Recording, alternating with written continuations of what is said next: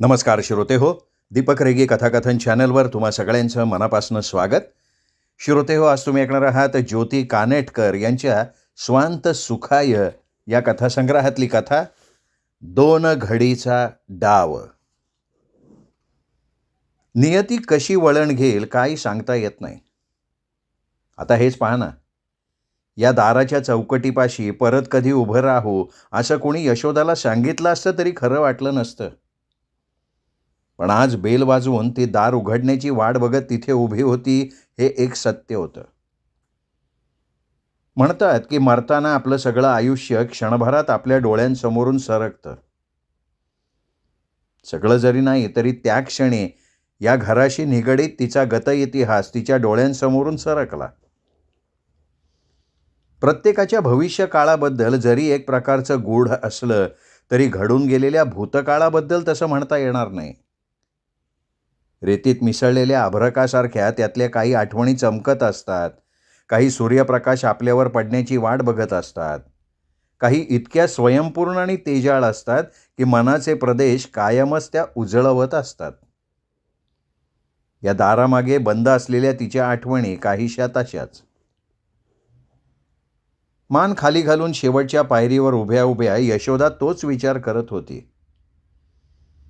काही वर्षांपूर्वी असं दारात उभं राहायची तिला गरज नव्हती. दाराच्या किल्ल्या तिच्याकडे होत्या. आज परिस्थिती बदलली होती. दार उघडलं तशी मान वर करून, पाठीचा कणा सरळ करून, नेहमीच्या आत्मविश्वासाने तिने पाऊल पुढे घातलं.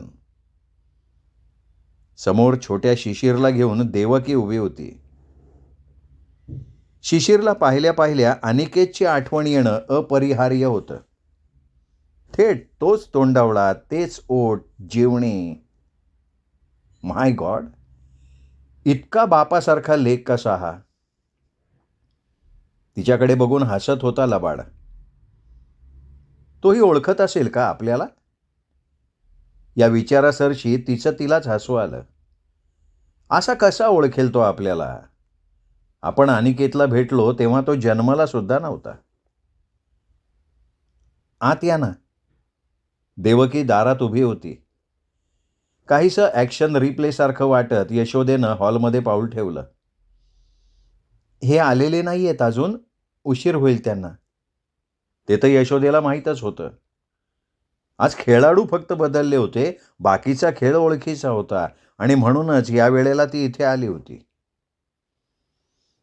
आत येत यशोदेनं बाहेरच्या खोलीवरनं नजर फिरवली. फर्निचर अजून तेच होतं. पडदे बदललेले होते. कुशन कव्हर्स नवीन होती. सगळीकडे टापटीप.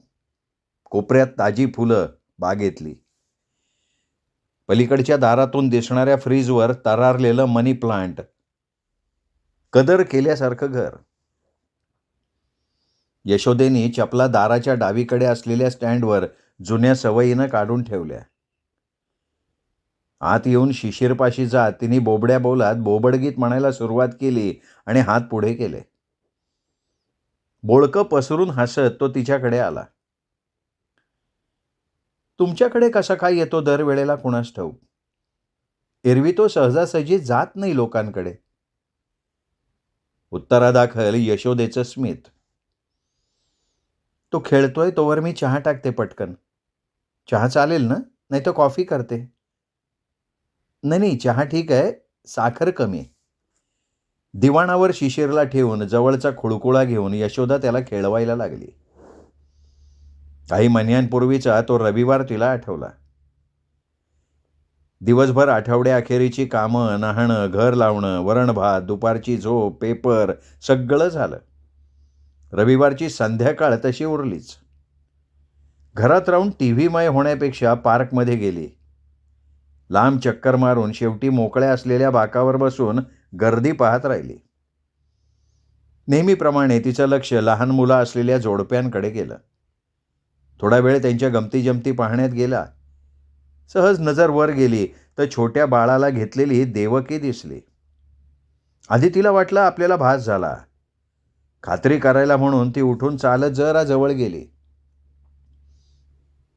देवकीच्या कडेवरचं बाळ हुबेहूब अनिकेतची कॉपी होतं. यशोदाची नजर त्याच्यावरनं हटेना. फार जवळ न जाता ती त्याला गमतीशीर चेहरे करून हसवायला लागली. बाळ हसायला लागलं. देवकीने मागे वळून बघितलं. यशोदेने विचारलं, "मी थोडा वेळ बाळाशी खेळले तर चालेल?" देवकीने मान डोलावली. "मग इथे इथे बस रे मोरा, अडगुळं मडगुळं, डोलबाई डोलाची, चांदो मामा वगैरे म्हणत तिने बाळाशी दोस्ती केली. बाळाचं नाव काय? शिशिर. किती महिन्यांचा आहे? 6. खूप ॲक्टिव्ह आहे. हो ना. तुम्ही नेहमी येता इथे? नाही, सहसा सुट्टीच्या दिवशी संध्याकाळी जमतं. एरवी सकाळी लवकर फिरायला येते. आता निघायला हवं ना? अंधार पडेल लवकर. मी निघते. दोघींनी एकमेकींची नावं सुद्धा विचारली नव्हती. कशाला विचारायची? परत भेट होईलच असं काही नाही. एका रविवारच्या संध्याकाळची एक अचानक झालेली भेट. तरीही घरी पोहोचल्यावर सुद्धा बराच वेळ यशोदा अनसेटल्ड होती. एवढं अनिकेतशी साम्य? आपण नाव तरी विचारायला पाहिजे होतं. काय करणार होतो आपण नाव कळून? समजा अगदी शिशिर अनिकेत तांबे नाव असतं तरी त्यांनी काही बदलणार होतं का? पार्कमध्ये भेळ खाल्ल्यामुळे भूक नव्हती म्हणून यशोदानं गरम गरम कॉफी करून घेतली आणि टी समोर न्यूज लावून बसली. नेहमीच्या लागलेल्या आगी डोळ्यांपुढनं सरकायला लागल्या. चांगल्या गोष्टींना महत्त्व कधी देणार आपण? असा एक विचार तिच्या मनात तरळून गेला. तिच्या मूकबधिरांच्या शाळेतली मुलं, त्यांची जगण्याची धडपड, नॉर्मल लोकांच्या जगात तरण्यासाठी होणारी तडफड, तरीही आनंदी राहणारी ती मुलं, त्यांच्यामुळे अर्थपूर्ण होणारा आपला दिवस, ती आठवत राहिली. अपरिहार्यपणे 4 वर्षांपूर्वीचा तो स्नेहसंमेलनाचा दिवस आठवला. खपली उडाली. संपूर्ण स्नेहसंमेलनाची जबाबदारी तिच्यावर असल्यानं सकाळपासनं तिची धावपळ चालली होती. शेवटी 3 वाजेपर्यंत तोरणं, झिरमिळ्या, फुगे, येणाऱ्या पालकांसाठी माईकची व्यवस्था, सगळं तिच्या मनासारखं झालं. टीचर्स रूममध्ये तोंड धुवून केसावरनं कंगवा फिरवून ती फ्रेश झाली. शामियान्यात आली तर 5 वर्षांच्या तेजस्विनीचं बोट धरून एक गृहस्थ चौकसपणे इकडे तिकडे पाहत फिरत होते. यावेळेस थीम पार्टी होती म्हणून मुलांना फुलाफळांचे ड्रेस दिले होते. त्याचं कॉन्ट्रॅक्ट एका हौशी माणसानं घेतलं होतं. आपणहून पुढाकार घेऊन क्रेप पेपर, मार्बल पेपर, पुठ्ठा वगैरे वापरून 50 फॅन्सी ड्रेस तयार करून दिले होते. सफरचंदाचा पेहराव केलेली इटुकली तेजस्विनी लाल घागरा घालून खूप गोड दिसत होती. यशोदा तिच्याशी मूकबधिरांच्या भाषेत बोलत म्हणाली, "खूप छान दिसतेस तू तेजस्विनी." तेजस्विनी छान हसली. त्या गृहस्थाकडे वळत यशोदा म्हणाली, "खूप तरतरीत आहे हं तेजस्विनी. नाच सुद्धा आवडतो तिला. आज पाहिलंच तिला स्टेजवर?" तो हसला. "आमचे फॅन्सी ड्रेस आवडलेत का नाही?" काहीतरी बोलायचं म्हणून यशोदा म्हणाली, "ज्यांनी हे मंडप डेकोरेशन केलंय ना, त्यांनी हौसेनं पुढाकार घेतला आणि सगळे ड्रेसेस बनवून दिले. आमचं आणि इतर पालकांचं कितीतरी काम त्यांनी वाचलं ना. इतका सोशल कॉन्शियसनेस असलेला कॉन्ट्रॅक्टर आजवर माझ्या पाहण्यात नाही. मुलं तर इतकी खुश, विचारू नका." बोलत असताना ती हाताच्या भाषेनं तेजस्विनीशी सुद्धा बोलत होती. त्या माणसाचे डोळे लकाकले. परत तो हसला खाली पाहत. तेजस्विनीच्या डोक्यावर हळूच थोपटल्यासारखं केलं. यशोदाला वाटलं, हे तेजस्विनीचे वडील सुद्धा मूकबधीर आहेत का काय? बरं झालं आपण ती भाषा सुद्धा वापरत राहिलो. तुमच्यासारखं इतर पालकांनीही मुलांना वेळेवर आणलं म्हणजे बरं. आता तो मनुष्य तोंड उघडून म्हणाला, मी तेजस्विनीचा बाबा नाहीये, मी तिच्या बाबाचा मित्र आहे. तिच्या आईवडिलांना जमत नसलं किंवा कामाच्या ठिकाणी उशीर होत असला तर मधून मी ही ड्युटी करतो." यशोदाला उघडल्यासारखं झालं. सॉरी हां, माझा समजुतीचा थोडा घोटाळा झाला. तेजस्विनीचा हात धरून ती तिला घेऊन गेली. कार्यक्रम चांगला पार पडला.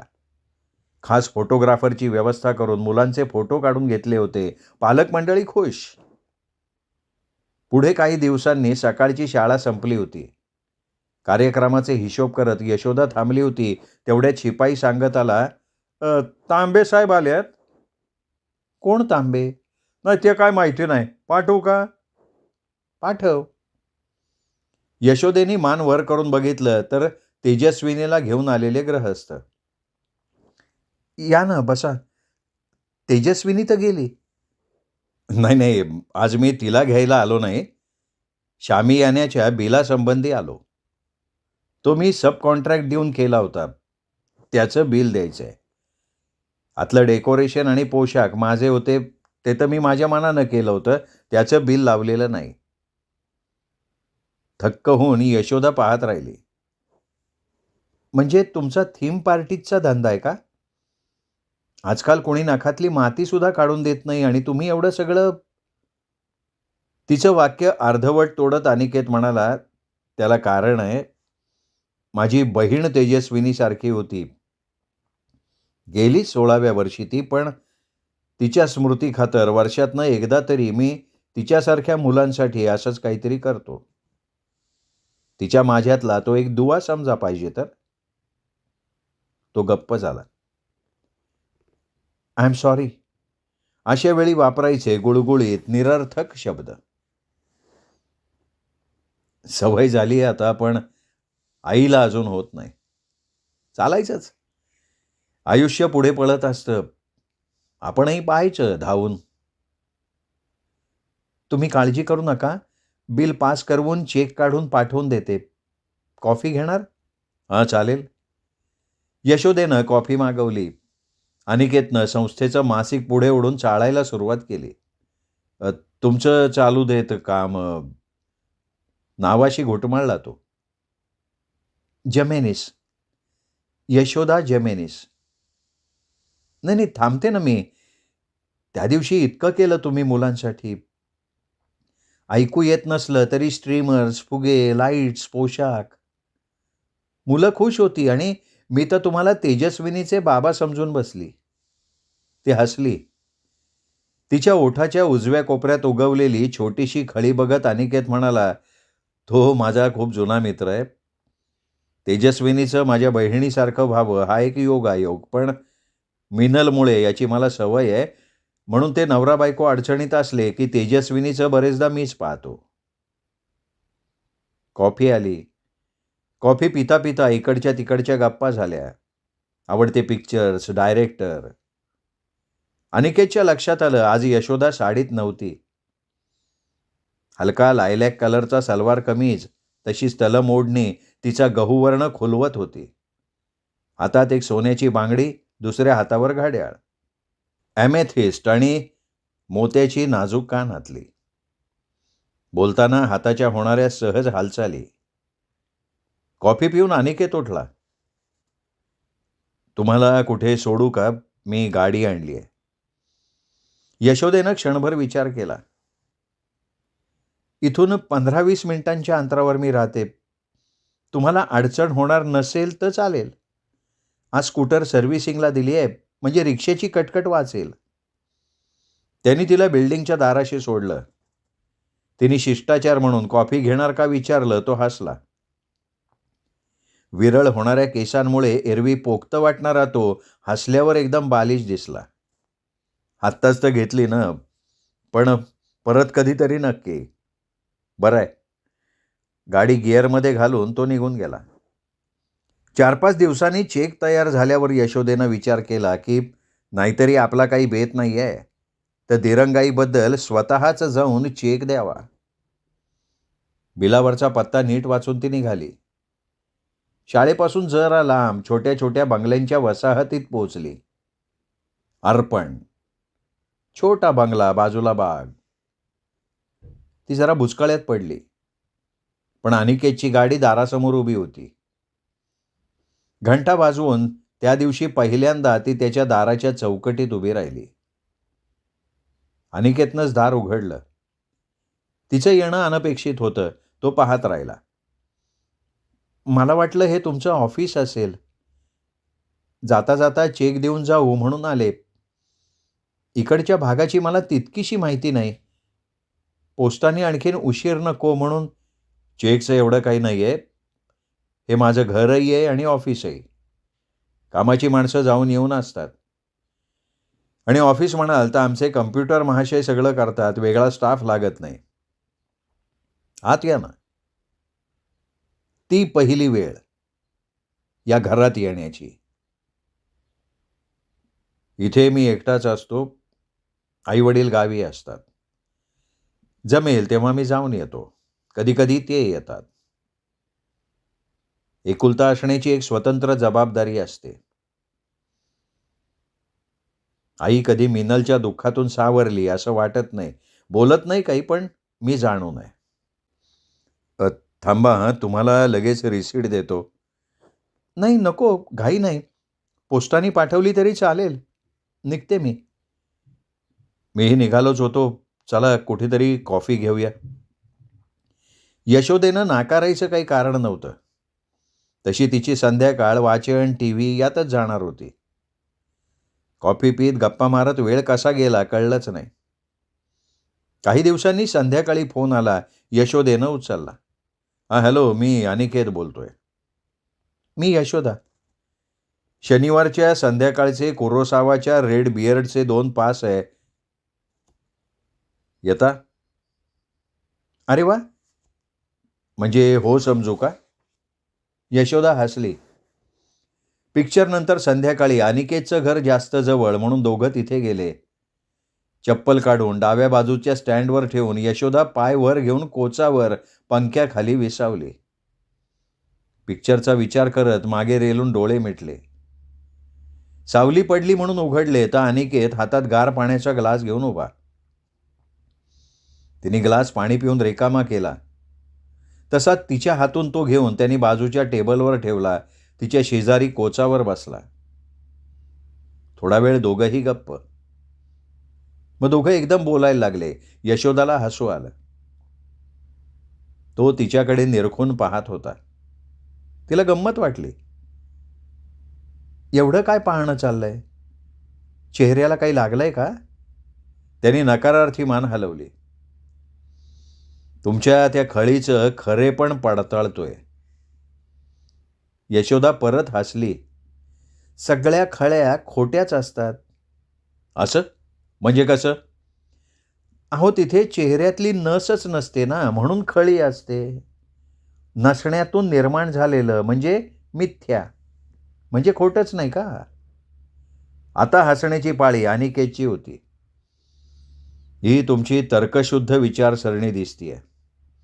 बरं ते जाऊ दे. आपण पिझ्झा वगैरे काही मागवूया का? भूक आहे का? छे हो. ते इंटरव्हलमधले वडे आणि कॉफी बसलेत पोटात. उशीर होत चाललाय, निघायला हवं. उद्या रविवार आहे. घाई काय आहे? असं म्हणत अनिकेत उठला आणि कोपऱ्यातल्या म्युझिक सिस्टीमवर क्लेडरमन लावला.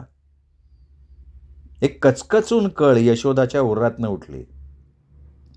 मनूचा आवडता क्लेडरमन. मेसमधला डान्स. तिचा हँडसम मनू तिला म्हणतोय, may I have this dance please? हसत यशोदा त्याच्या बाहूपाशात.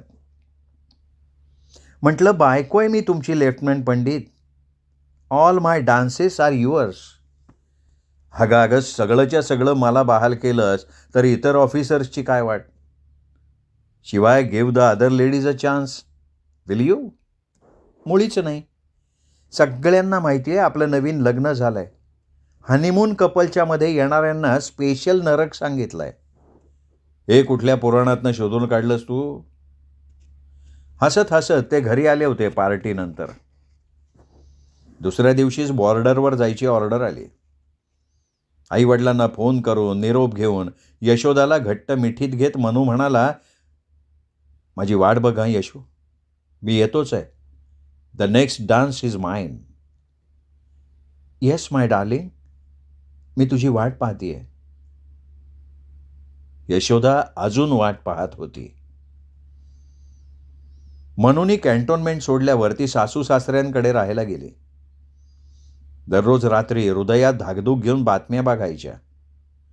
एक तर सीमा भाग, त्यात अतिरेक्यांची दहशत, काय होईल काय नेम. तरीही आपण आशा करत राहायची. सासू सासऱ्यांना टेन्शन येऊ नये म्हणून आपली काळजी दाखवायची नाही. टाइमपास म्हणून ती मूकबधिरांची भाषा शिकली. तो दिवस इतर दिवसांसारखा. जेवत असताना तारवाला. हल्ली तार येतेच कोणाला. स्लो मोशनमध्ये बिन आवाजाचा शॉट असावा तशी यशोदा चालत गेली. दार उघडून तार घेतली. मिनिस्ट्री ऑफ डिफेन्स, ऑफिशियल तार. तिचा प्रिय मनू जवानांची तुकडी घेऊन ड्युटीवर असताना अतिरेक्यांच्या भ्याड हल्ल्यात बळी गेलेला. दुःख खूप खोल असलं की त्याला आवाज नसतो, असतात फक्त परिणाम, एकानंतर एक दिसत जाणारे. सगळी शहाणी माणसं, एकमेकांना सांभाळणारी, आपल्या अश्रूंनी दुसऱ्याला त्रास होऊ नये म्हणून जपणारी. पण अश्रू पचवणं कधी कधी कठीण होतं. मग त्याचा एक हार्ट अटॅक बनतो. इजा बिजा तिजा. पहिल्यांदा मनू, 2 महिन्यात रातोरात हार्ट अटॅकनं गेलेले सासरे आणि 6 महिन्यात तिच्या डोळ्या देखत अंथरुणात झिजत गेलेल्या सासूबाई. खूप मोठी दुःख एका पाठोपाठ एक आली की त्यांच्या रेट्यापुढे इतरांच्या प्रेमाचा प्रभाव टिकाव धरू शकत नाही. अचानक घर रिकामं, भिंतीवर 3 फोटो चंदनाच्या हाराच्या कॉमन फॅक्टरनं जोडलेले. मनात मनूची न भरणारी जखम. भावानी खूप आग्रह केला येऊन राहायचा. पण सिनेमातल्यासारखे नणंद भावजयांचे बखेडे नकोत हा एक विचार. एक प्रकारची चमत्कारिक वैरागी वृत्ती आणि एक धडपड, स्वतःला उभं राहता येतंय का हे बघण्याची. म्हणून यशोदेनं या गावी या मूकबधिरांच्या शाळेत नोकरी पत्करली. आठवणींचं गाव, आठवणीची माणसं मागे टाकून तिच्यापेक्षाही आयुष्यात कमी दान मिळालेल्या या मुलांच्यात ती मिसळली. त्यांना एक सुरगव असला की दिसणारा त्यांच्या डोळ्यातला आनंद ती शोधायला लागली. म्हणूनच ती चमक जागवणाऱ्या अनिकेतचं तिला कौतुक वाटलं.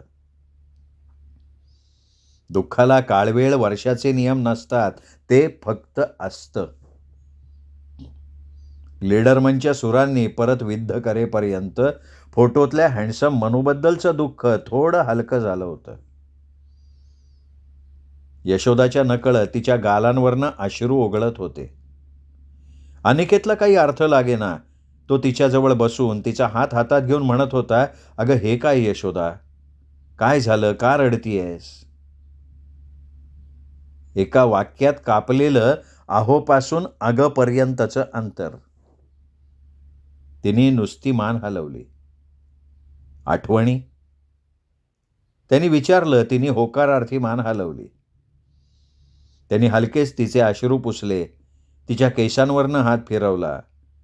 हळूच तिचं डोकं आपल्या खांद्यावर ओढून घेतलं. नुकतेच डोळे उघडलेल्या, आई हरवलेल्या मांजराच्या पिलासारखी यशोदा त्याच्या कुशीत शिरली. प्रेमाची भाषा हातांनी फुलत होती. प्रेमाचं असंच असतं. 1 मिनिटापूर्वी तुम्ही फक्त ओळखीच्या 2 व्यक्ती असता. दुसऱ्या क्षणी एक सूर लागतो. चुकीचा का बरोबर कोण सांगणार. पर्यावसान असतं त्या 2 व्यक्तींचं प्रियकर प्रेयसी होणं. परत बरोबर का चूक हे निकष लावणं हेच चूक असतं. सत्य हे की ते तसं असतं, होतं, झालं. बदललेल्या नात्यामुळे त्यांनी अधिक ओढीनं जवळ येणं अपरिहार्य होतं. त्याचा निवांत बंगला, कामानंतरच्या रंगमाखल्या सूर्यास्ती संध्याकाळी, नारळाच्या सळसळीत हरवलेल्या चंद्र भरल्या रात्री,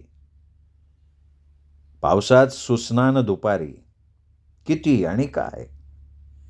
जग तेच असतं, पण श्वासात श्वास मिसळायला कोणी भेटलं की त्यातलं दाहक एकटेपण थोडं कमी होतं. जगण्यातले रंग साबणाच्या चोऱ्याच्या जाहिरातीतल्या कपड्यांसारखे थोडे खोलतात. खरं की खोटं आधी सांगणं कठीण. त्यावेळी फक्त वाहावणं असतं, झोकून देणं असतं, सुखावणं असतं. सुखावण्यापासून नेहमी सावध असावं का? त्या क्षणी ती सुखावली होती. गेल्या 15 वर्षात पहिल्यांदाच कदाचित. तेव्हा परत तिच्या केसांवरनं वत्सल हात फिरवता फिरवता अनिकेत म्हणाला होता, यावेळेस आपण तुझा वाढदिवस साजरा करू. जसा लहान मुलींचा करतात तसा करू. स्ट्रीमर्स लावू, फुगे लावू, आईस्क्रीम खाऊ, केक कापू.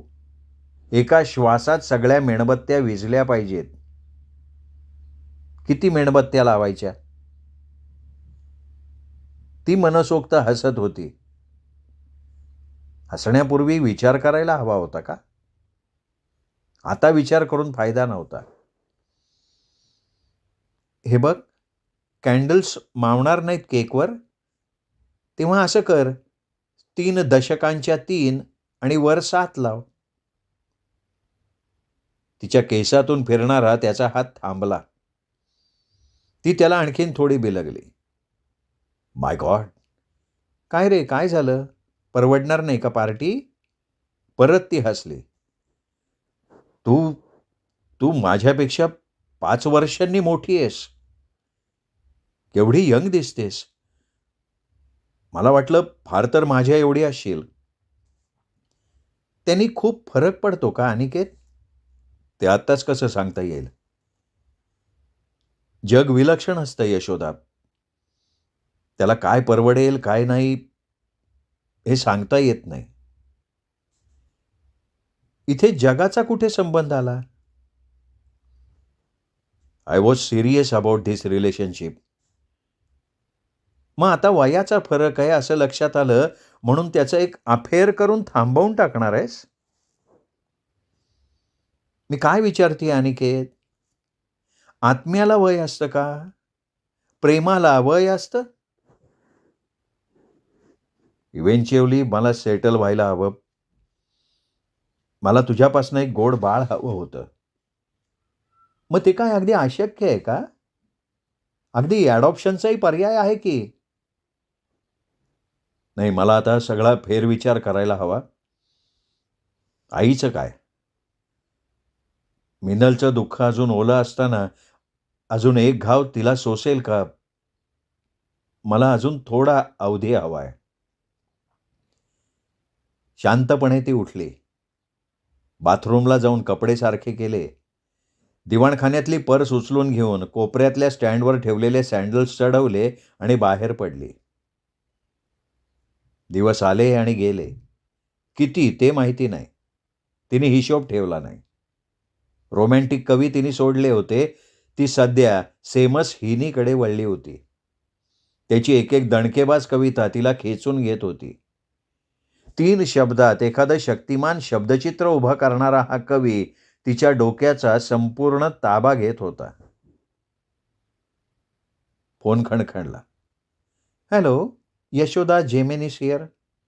मी अनिकेत बोलतोय. यशोदा, हां बोला. मी खूप विचार केला.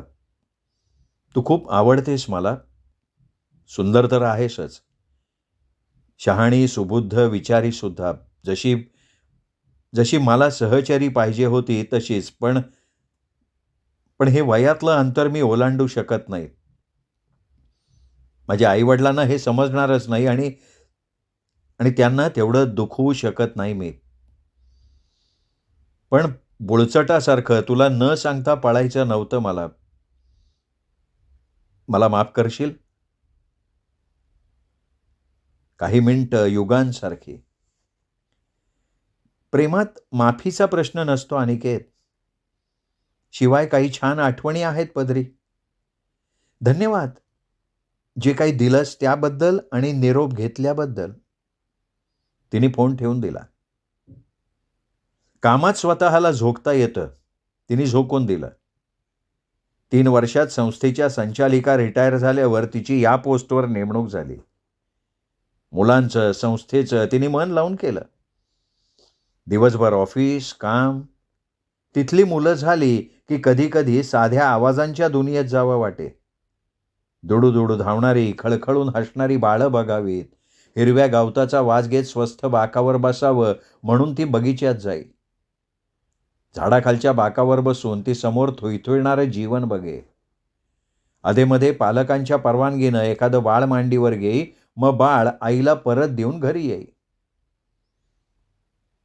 असंच बसलेला असताना शिशीर दिसला होता. तो दिसल्यावर मात्र तिला तो नाद लागला. वेळ मिळाला की ती त्या बगीच्यात येई, शिशीरच्या येण्याची वेळ साधण्याचा प्रयत्न करी. तो भेटला की वात्सल्य तिच्या मनात दाटून येई. देवकीकडनं त्याला घेऊन ती त्याचे खूप मुके घेई, त्याला चुई चुई आवाज करणारा फुगा घेऊन देई. त्याला घेऊन हिरवळीवर अनवाणी चाले, त्याच्याशी चेंडू खेळे, खुळखुळा वाजवून दाखवे. आनंदाचं एक अनिवार्य रोपटं तिच्या जीव धरायला लागलं. काही महिने असेच गेल्यावर देवकीने आज तिला घरी बोलवलं होतं. तोही योगायोगच होता. खाऊन चहा पिऊन शिशीरची खेळून झालं. आजूबाजूच्या भिंती त्याच असल्या तरी इतर सगळे संदर्भ बदललेले होते. त्यानंतर देवकी आणि शिशीर भेटले तेव्हा तिन्हीहून पुढची भेट मागून घेतली. यावेळेस अनिकेतच्या घरी ती फार वेळ थांबली नव्हती. ती पोहोचली तेव्हा तो तिथे नसेल याचीही खबरदारी तिने घेतली. प्यायला पाणी आणायला देवकी आत गेली तेव्हा यशोदानं आपल्या पर्समधनं एक छोटीशी डबी काढली. त्यात काळ्या गोफात ओवलेली सोन्याची जेवती होती. ती तिने शिशीरच्या गळ्यात घातली. क्षणभर तिला भास झाला अनिकेतच समोर आहे. दुसऱ्याच क्षणी बाळकृष्णाच्या कुरळ्या जावळातलं मोरपीस तिच्या मनात डुलू लागलं. देवकीचा निरोप घेऊन, शिशीरच्या कपाळाचा मुका घेऊन, त्याचा बाळगंध आपल्या उरात भरून ती बाहेर पडली. हा श्रीकृष्ण तरी देवकीकडेच वाढणार होता. आता वेळ फार उरला नव्हता. घरी जाऊन तिला आवराआवर करायला हवी होती. रात्री नव्या नोकरीच्या गावी जायला गाडी पकडायची होती. श्रोते हो, तुम्ही ऐकत होता ज्योती कानेटकर लिखित 2 घडीचा डाव ही कथा. कथा तुम्हाला आवडली असणार आहे. कमेंट करा. कथा कशी वाटली हे सांगा. कथेचा व्हिडिओ लाईक करा आणि आपल्या कथाप्रेमी मित्रपरिवारात, नातेवाईकात शेअरसुद्धा करा. भेटत रहा दीपक रेगे कथाकथन चॅनलवर अशाच उत्तमोत्तम लेखकांच्या उत्तमोत्तम कथा कादंबरी ऐकण्यासाठी. नमस्कार.